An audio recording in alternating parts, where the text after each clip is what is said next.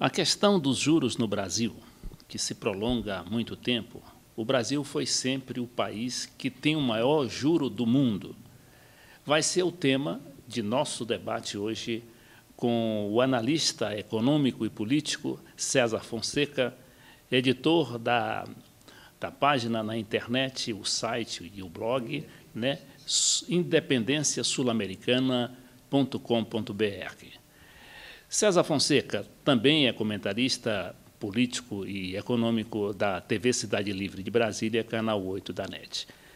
César, surpreendeu a você essa decisão do governo de baixar os juros quase assim que na marra? Ou seja, pegou seus órgãos oficiais, seus bancos oficiais, que são os maiores do Brasil, a Caixa Econômica e o Banco do Brasil, né, para baixar a taxa de juros e, com isso, forçar os bancos particulares a fazer o mesmo.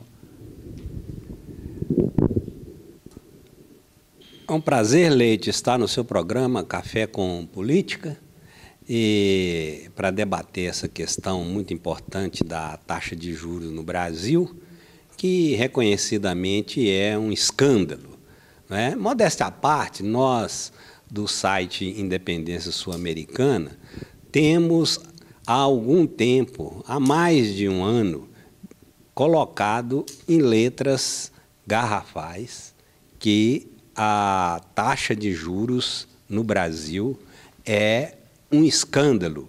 E a agiotagem, ela precisa ser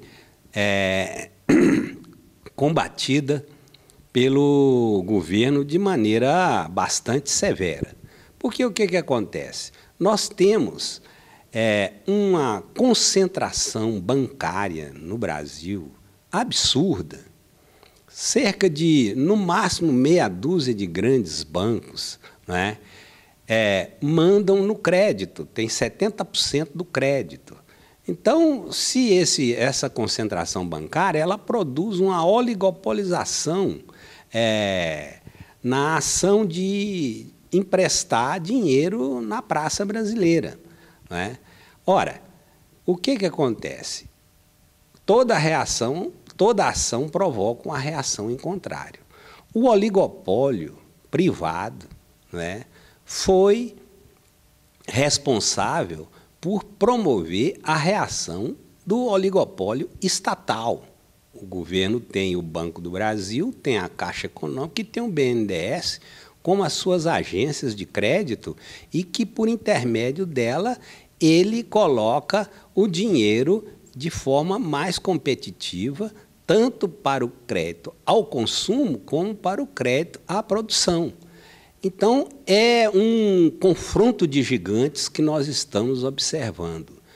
Se a sociedade não tem a força necessária para enfrentar este oligopólio privado, o governo, por uma questão de sobrevivência, porque esses juros matam o consumidor e bloqueia a capacidade da economia de sobreviver no jogo da oferta e da demanda tocada pelo crédito direto ao consumidor, visto que as famílias vão se endividar barbaramente cada vez mais com essa taxa de juros escorchante, o governo, sufocado por uma dívida que já está elevada e com a inadimplência das famílias em grau também muito elevado, graças a esses juros muito altos, teve que entrar em cena para fazer o jogo bruto dos juros.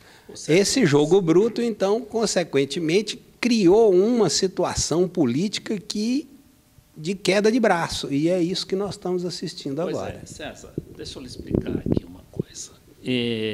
Isso nos surpreende mais por ter demorado tanto o governo tomar essa decisão, né?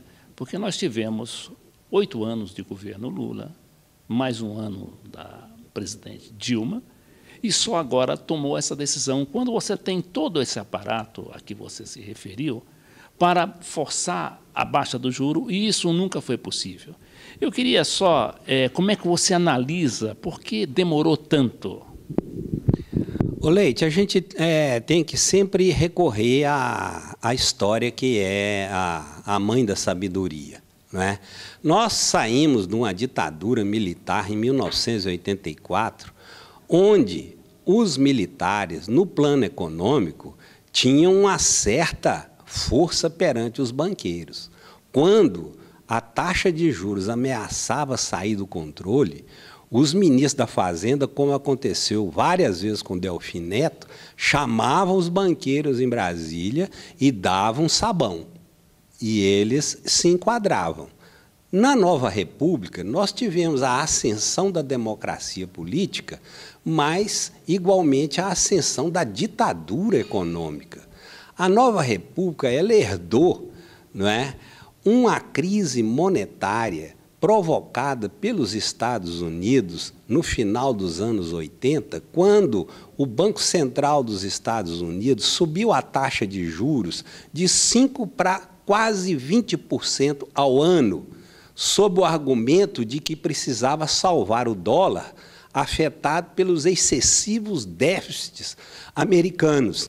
Esses déficits foram acumulados desde a Guerra Fria para sustentar uma Europa, o Japão, afastar o comunismo, etc. e tal. Veio Guerra do Vietnã, não é? O Instituto Pew dos Estados Unidos diz que a Guerra Fria implicou gasto de 15 trilhões de dólares, não é?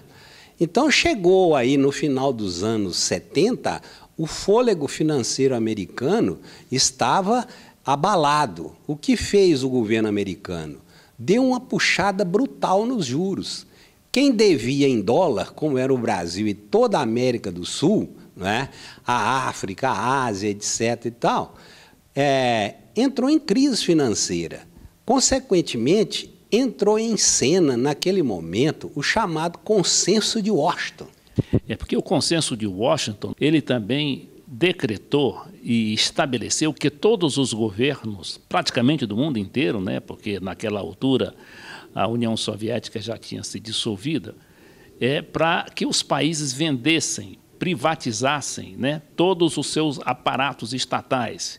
E aqui nós tivemos aquela farra das privatizações, né, que torramos aí a nossa Telebrás, o nosso sistema de telecomunicações que havíamos construído durante 20 anos, inclusive com dinheiro do nosso bolso, né, porque naquela época a conta telefônica exigia que pagássemos pelo menos 30%, né, para financiar esse modelo de telecomunicações, e que foi um dos melhores modelos do mundo, né, de tão eficiente que era. Então, tudo isso foi se esboroou com as privatizações, que agora a gente está começando a ter problema, né, com o excesso na TIM e outras empresas multinacionais que assumiram esses telefones, e que agora estamos tendo problemas inclusive, problema de dados, problema de própria ligação. A gente, em determinado momento, a gente não consegue sequer fazer uma ligação telefônica pelo celular. Não sei como é que está a telefonia fixa, mas, de qualquer maneira, isso foi o Consenso de Washington que realmente entrou para quebrar nessa história. Exato, Leite. Quando então, vem nessa sequência histórica, os Estados Unidos deu uma puxada no juro e quebrou a periferia capitalista. Nasceu o Consenso de Washington, que é diretamente dirigido pela Casa Branca, supervisionado pelo FMI e também pelos banqueiros. Eles suspenderam o crédito, exigiram privatizações, ajustes violentos nos gastos, centralização do poder, que acabou praticamente com o espírito federativo no Brasil, não é? Essa lei de responsabilidade fiscal, que agora está sendo cogitada sua mudança, ela simplesmente foi um instrumento imposto pelo Consenso de Washington para enquadrar os gastos dos estados e forçar a centralização da política fiscal no Brasil, não é? Então, na prática, acabou com a federação. Nesse aspecto, você tem aí uma sequência de políticas fiscais e monetárias que foram criadas assim em laboratórios em que a economia brasileira foi uma espécie assim de rato para fazer experiências neoliberais. Essas experiências neoliberais estabeleceram políticas econômicas de sobrevalorização da nossa moeda, não é? Juros elevadíssimos, não é? E uma taxa de crescimento potencial da nossa economia reconhecidamente inferior ao nosso próprio potencial. Por quê? Porque você tinha que economizar recursos para pagar juros. Os banqueiros, na nova república, conseguiram estabelecer uma regra pétrea na Constituição brasileira, que é o artigo 166, parágrafo 3º, item 2, letra B da Constituição, que estabelece o seguinte: os recursos do orçamento não financeiro da União, que diz respeito aos gastos com educação, com saúde, com segurança, com infraestrutura, com lazer, ou seja, que diz respeito à vida da população, esses recursos são sistematicamente contingenciados, de acordo com esse artigo. Já os recursos financeiros destinados ao pagamento de juros não podem ser contingenciados, está na Constituição. Consequentemente, você tem uma política econômica no Brasil onde a prioridade número 1 não é o desenvolvimento econômico nacional, mas o pagamento do serviço da dívida. Isso aí foi um dos pontos principais do consenso de Washington, né, que acabou fazendo com que o Brasil se submetesse a essa política, que acabou sendo uma nova ditadura, que é a chamada ditadura neoliberal. Mas nós estamos esgotando já o nosso tempo, Fonseca. Gostaríamos que você, no próximo bloco, explicasse melhor para os nossos telespectadores como vão ser agora as taxas de juros.